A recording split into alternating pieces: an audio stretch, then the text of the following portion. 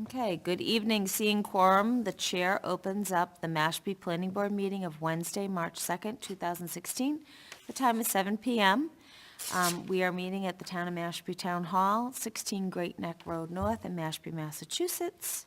I'd like to remind everybody that we're being videographed and broadcasted on local cable television. Okay, first order of business, I invite everybody to stand and join with me in the Pledge of Allegiance. Pledge allegiance to the flag of the United States of America and to the republic for which it stands, one nation, under God, indivisible, with liberty and justice for all. And as you noticed, we had a choice of 2 flags today. Yep, I can see that one. There's another one. This one must be new. Oh, you know what, that's probably when they split the meeting. Oh, okay. You can go downstairs and pop into the basement room and then Okay, approval of minutes, February, well, I've got minutes in here of February and January 6th. well, you have them, but we also have February 3rd. Oh, is that because I missed a meeting? Just were approved at the last meeting. Okay, all right, February 3rd. And I was not there, so I'm going to look to the other board members to review them and make any comments.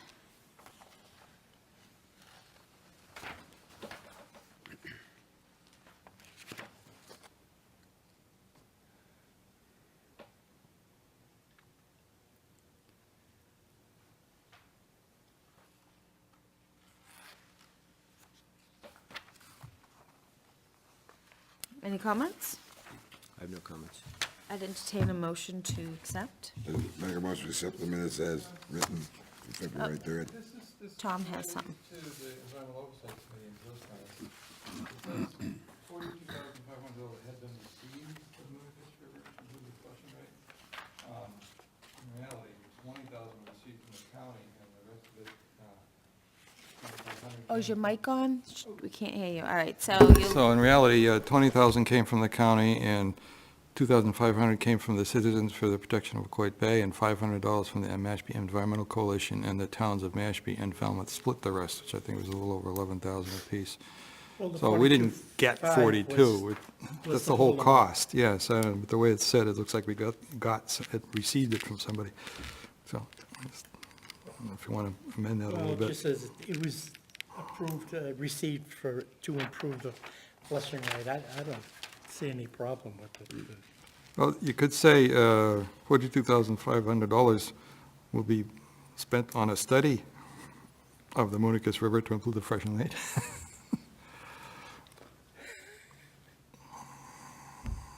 Is this?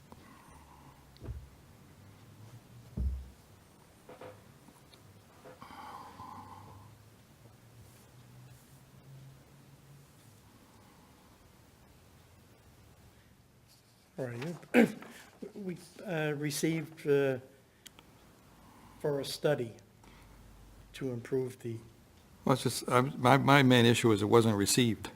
what? It wasn't received. basically, we have a budget of 42.5 wasn't received. That's the total 42,500. budget, but only 20,000 is, So maybe. you want to say had been approved? Yeah. Okay. that's- All right, good.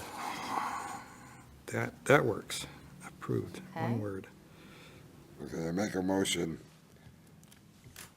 for the minutes of February 3rd as amended. Second? All in favor? Aye. Aye. Aye. Okay, so we have 7 minutes before our public hearing.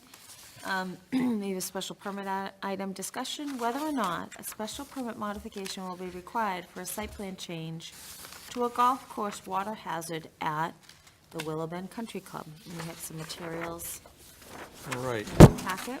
What you have, aside from the photos of the existing condition of this golf course water hazard and pond, and this, by the way, this is not part of the portion that was approved by the Cape Cod Commission, that those were integrated into the stormwater management scheme for the new part of the golf course. This is an older part of the golf course where it's just a pond that's sitting there as a pond.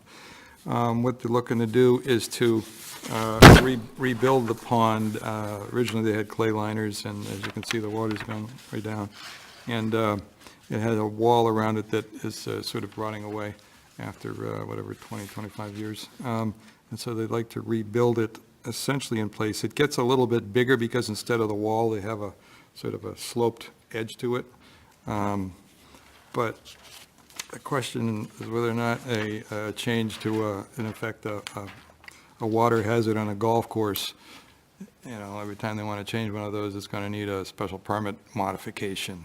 And I would suggest that it doesn't rise to that level, and the point of tonight's question is whether or not the board takes that position or would require Willow Bend to come in for a special permit modification. I assume through the process where there is no advertised public hearing, just that you vote that it's not, big enough to require a public hearing, that sort of modification that you've done, for example, in the recent garages. But Can I I don't know if ask this even rises to that level, you, right, how, if they don't come before the planning board, how will you know of these changes? Or do you care? Well, obviously you have these plans, but they're going to give me as-built plans. They're going to be full-scale plans if this gets approved. They would have brought them into a, review, but if there's no review, they'll just give me the plans and I'll put them in the record. So I'm fine with that. I'm fine with that. This is inside the golf course. It's the old plateau, and it is deteriorating, that fence. Oh, yeah, there was like a It'll get concreted better. wall. All right, so I'd entertain a motion that that the planning board rules that there is no need for a special permit modification for a site plan change to a golf course water hazard at Willow Bend Country Club. So be. Second. All in favor? Aye.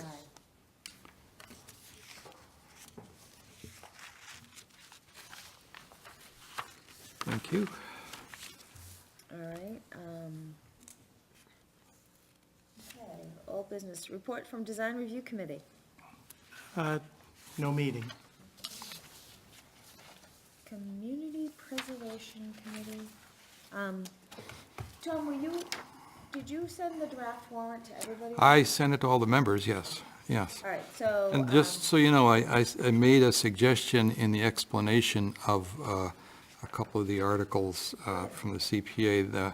The one relative to the bridge made it look like the entire Greenways project was a trail over to the high school. Right. And so I had them, I suggested that they begin the sentence with the first phase of the blah, blah, blah. It includes all of that stuff. And then under the explanation for the land purchase, it had this strange language about, I don't have the text with me, but it had this strange language about being in a potential well recharge area or something like that. And in actuality, it is in the Zone 2 recharge area of the existing Mashpee Water District Belcher well. I mean, it's in the water recharge area.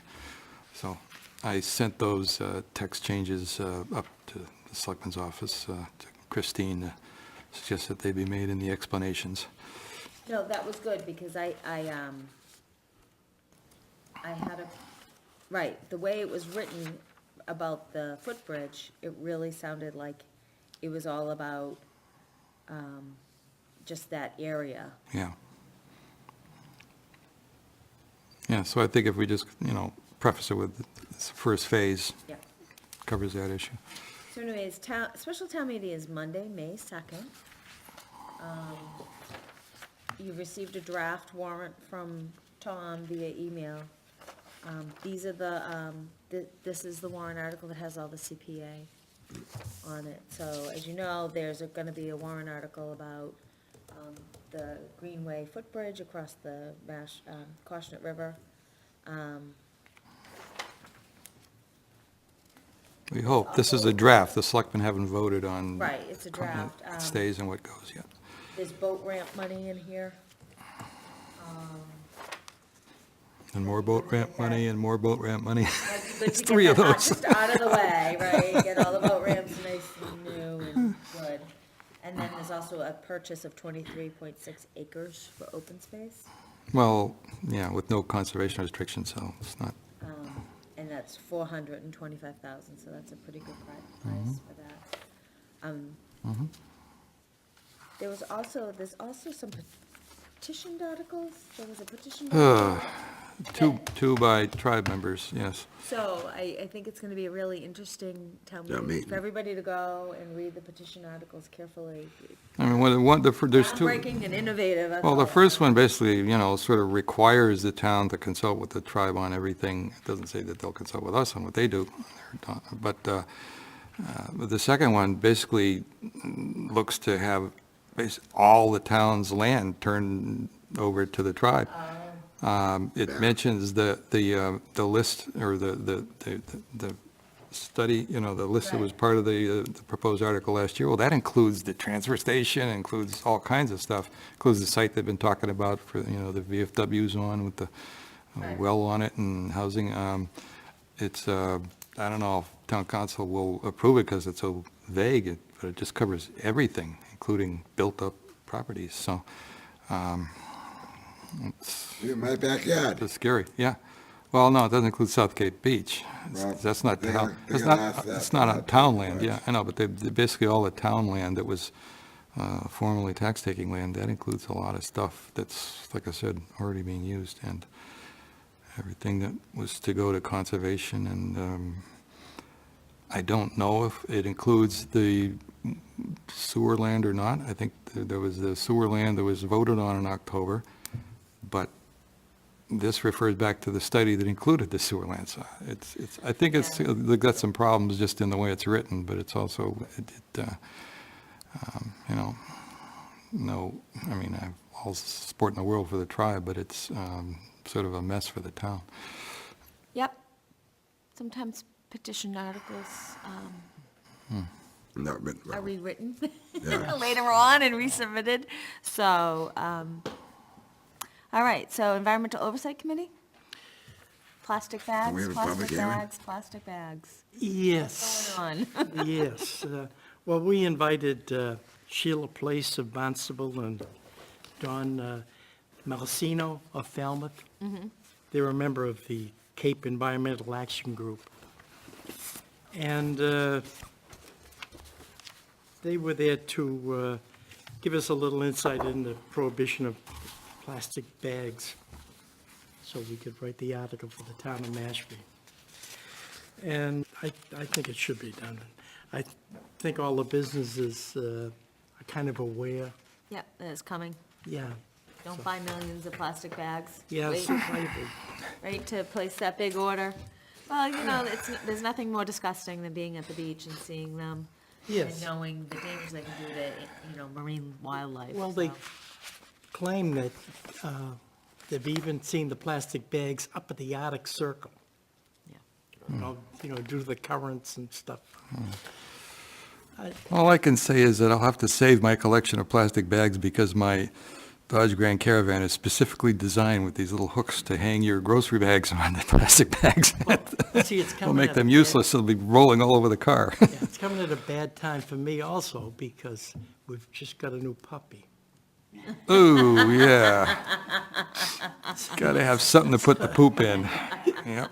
So, but other than, I guess, that's not as bad as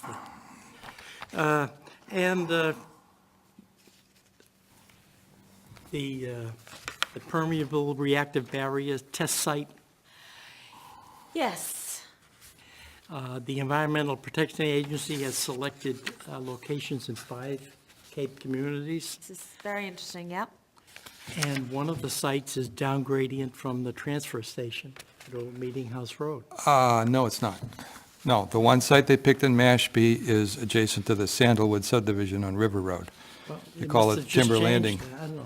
No, I they, think I no. think that's on an That was article I one of the read. 5 that we submitted, but the one they selected was the one adjacent to the Sandalwood subdivision, between Sandalwood and the Mashpee River, down along River Road. And what is this barrier gonna do, Joe?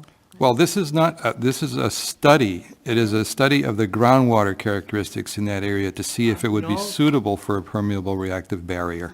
Yeah, well, this is to remove nitrogen, So it's the nitrogen that's, That's what one would do, but this is just to characterize, this is the USGS, to characterize the groundwater in the area to see if the area would be suitable for somebody else to future install a permeable reactive barrier. That's very exciting news. Yeah. Yeah, Yeah, and the what they work's do- already begun. Yeah, they dig a trench and it's either gonna be filled with wood chips or, that, I remember one time at the sewer meetings, this is a few years back that I was at, this guy had developed a barrier. Well, yeah, that's Pio Lombardo's, that's the Nitrex, I mean, the permeable reactive barrier,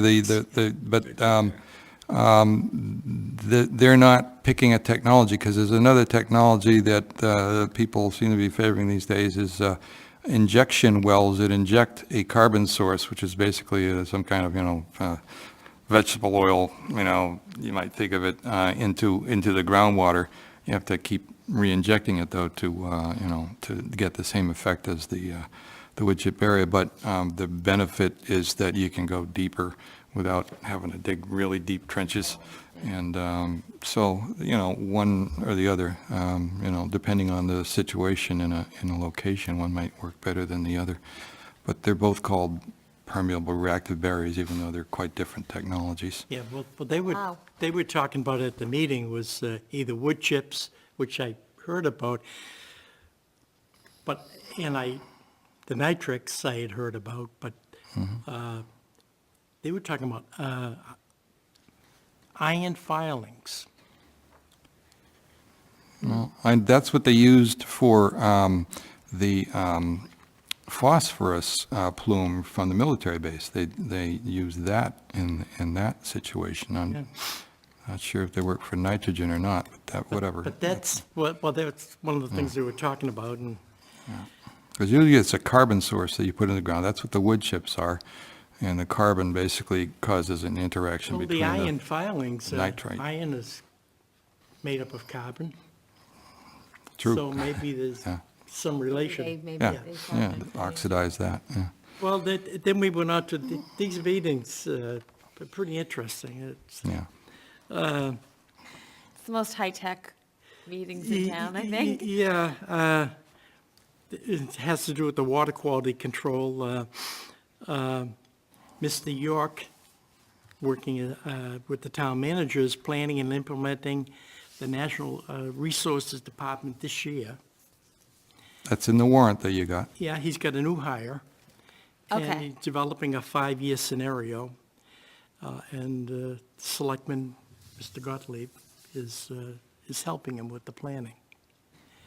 And previously, Mr. York intends to grow seed in phases and envisions full implementation of the program in approximately 3 years.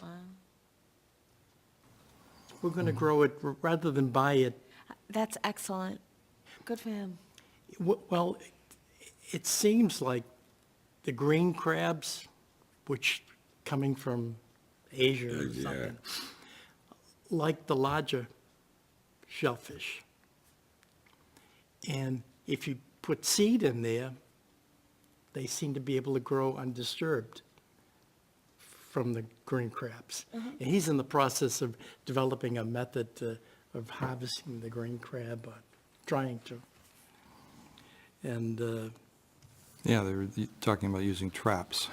yeah. He's going to have us all out crabbing and quahoging and oystering that man. Already doing the oystering, Well, yes. we'd be along Route 6 with our little stands, selling the crabs and I oysters. think you should give everybody a quahog break. I don't think those are, Yeah, and Green crabs. as far as the pond and estuary water quality, the monitoring is continuing on a year-round basis, and as I talked about before, the algae bloom is still visible and is attributed to some symptom in nitrogen loading. Is Yeah, that, what and- pond is that? No, in the Master estuary. River. Oh, okay. What they have been saying is that normally this goes away when the cold weather comes. Right. It's been warm though, so. It's not going. So they're kind of monitoring it and trying to figure out. I don't think it got cold enough. Well, Yeah. yeah, it could be, I don't know. They're, And then, they're maple sugaring already up in Vermont and stuff, yeah, Wow. 3 weeks earlier than usual. Wow. and the Quashnet River restoration. The National Resources Conservation Service recently conducted a river alignment feasibility study. They're talking about realigning the river with ground penetrating radar used to map the river. And that's in the area of the abandoned cranberry bogs along Yeah. the river. All right. And currently, the results of the assessment relative to the ground penetrating radar are being reviewed. Additional data is required to obtain cost assumptions associated with the realignment. Permitting is also required, and it may take up to 18 months for approval. Oh, yeah, easy. Easy, yeah. And you probably heard about the Folly Bog. Well, the bog is on, it's owned by, part of it by the Falmouth Rod and Gun Club. No. Well, they own It's the land up to it. surrounding it, but the bogs themselves are mostly owned by Falmouth with a little sliver north of the town line owned by the town of Mashpee. The Rod and Gun Club owns the property around the Yeah. bog properties. Yeah. And Yeah, you can go ahead, they want to manage them. and then what they want to do is they want to purchase the pond and restore the bog, in the upper portion of the Childs River. The 12-acre bog is jointly owned by the town of Mashpee and the town of Falmouth. The town of Mashpee owns a small portion of the property along the river. Folly Bog was once an active cranberry bog and has been abandoned since 2014. The Falmouth Rod and Gun Club has ownership of the land surrounding the bog. It is the intention of the Rod and Gun Club to restore the bog to its natural wetland habitat and create a cold water fishery. Realignment is required to cool the stream. They don't have really any detailed plans yet, but it requires support from both towns to do this. And if they're going to spend the money for it, That sounds a good idea. Yeah, it's interesting. yeah, I think so too, Ed. And,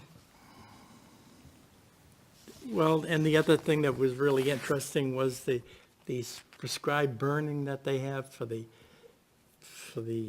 rabbit habit, the white-tailed rabbit. No. New England cottontail. New Well, England the cottontail? Well, it's a rabbit. Well, it's a special rabbit. They were going to, there was a prescribed burning for the Simon's Low Conservation Area. And they found some rabbits there. So they're holding off for right now. And they shouldn't be living there because the brush isn't suitable for them. There's a ton of rabbits on my street. I'll have to. Yeah, well, I mean, the thing is, there's two rabbits. There's the New England cottontail, which is the one that's endangered, although it's just, I just came from a meeting about the creation of a new wildlife refuge called the Great Thicket National Wildlife Refuge that extends sort of from Maine and New Hampshire, Massachusetts, Vermont, Rhode Island, Connecticut. Large areas, which would include much expanded area of about 30,000 acres, sort of around the Mashpee National Wildlife Refuge, where they would be working with landowners to maintain and to upgrade the habitat to provide shrubland habitat for these New England cottontails, which are being sort of decimated because of loss of that shrubland habitat, either to development or to going up to forest, which is more open forest, and being outcompeted by the eastern cottontail, which is not native to New England. It was brought up from Pennsylvania, and is basically most of the cottontails you see are more likely the eastern cottontail than the native New England cottontail. So there's a big effort through the Fish and Wildlife Service, the Natural Resource Conservation Service, and other agencies, the state agencies, to provide habitat and protect the New England cottontails. Yes, you had a 7:10 public hearing. Right, so seeing that the appointed time has arrived, the chair opens up the public hearing regarding the renaming of Winslow Road to become Winslow Drive. All right. Does everybody know where Winslow's Road is? Nope. All right, well, I've got the That's subdivision in plan the here, but Supermarket, right? if we can look at the map, it is the entrance to what they call Winslow Farms. Yeah, It's right here. And on the subdivision plan, and, which is, I have here if you need to see it, and on the assessor's records and wherever else, it is legally Winslow's Road. But unfortunately, on the street sign, and apparently for the post office, and I don't know who else, they call it Winslow Drive. So the Clay Nicholson, the E911 coordinator, has requested this public hearing to have the board officially rename the road from Winslow's Road to Winslow Drive, so that there's no confusion about the name So in the have the E911 people system. on Winslow? They all got notice of the Notice. hearing. One came back through the post office, but all the others apparently must have got their notice because they Do didn't they come get their back. mail at Winslow Drive? Strange, well, I am told by, it says here in Clay's letter, it has been brought to the attention of this office that the road known to the town of Mashpee as Winslow's Road has a street sign with the name Winslow Drive. See photo. Furthermore, the U.S. Postal Service recognizes the Winslow Drive name, but not Winslow's Road. In order to avoid confusion between the town records and other entities, I ask that the planning board schedule a public hearing to approve the renaming of Winslow's Road to Winslow Drive.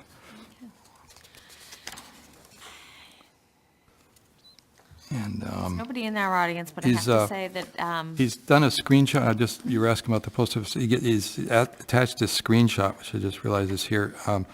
You look up a zip code, and it works for Winslow's Road.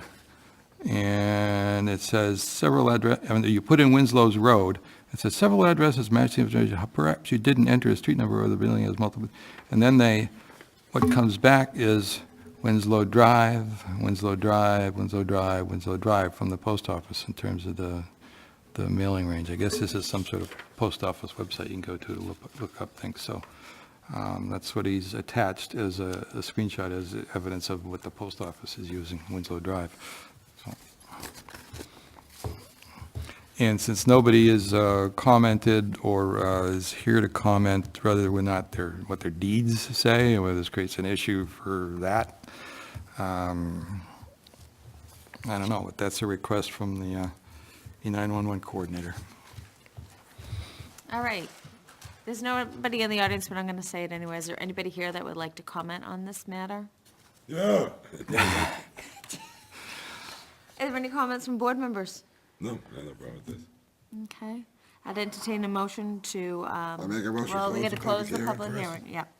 Make a motion to close the public hearings. Second. All in favor? Aye. Aye. Now I make a motion, we change the name from Winslow Road to Winslow Drive. Second.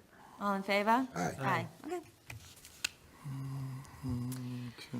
Change. All right, Okay. so, next on our agenda, Historic District Commission. No meeting. No, but you did something. Yeah, but We, I signed up. we had a application for a finding of non-applicability, which requires 2 members to sign off on, and Dennis was one of the members that signed off on it, so Do that.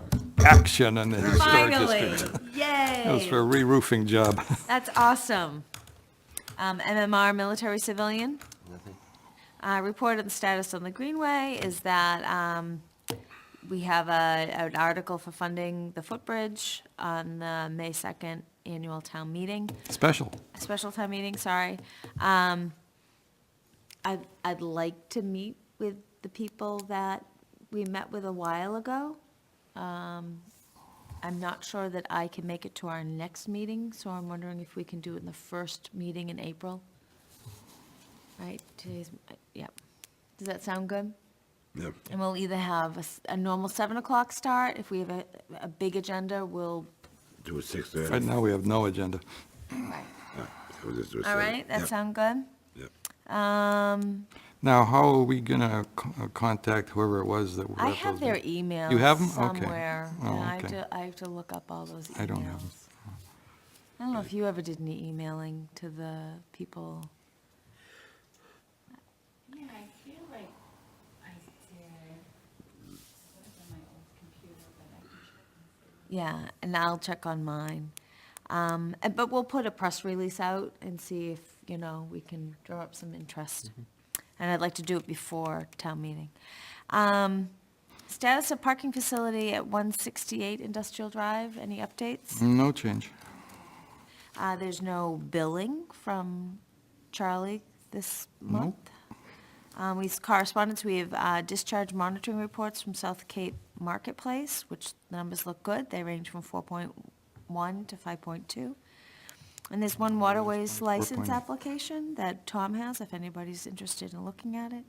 There's no other matters. The only other thing that we have is that there is a Citizen Planner Training Collaborative Conference, Saturday, March 19th at Holy Cross in Worcester. It costs $65. It's an all-day thing. There's a list of programs, of sessions you can go to. It usually drives me crazy. The first session, you get your choice of one of 6. It's like even if you want to go to 6 of them, you can't. And there's a second session and there's a third session. So there's 3 sessions you can pick from, 17 things, but you only get 3 of them. Yeah, let's, I know Joe has a ton of time on his hands. Never, Do you want to look at it? deadline for receiving the registrations is next Friday, the 11th. Worcester seems a little, Worcester. Yeah. I've never been to the conference, but I've been to the training sessions locally. And they're okay. Some of them are like, pair to pair, which I find not as good as when you have like the professional from the state come and do the training, but if there's no other business, Make a motion to adjourn? Second? all in favor? Aye. Aye. It was good. Thank you.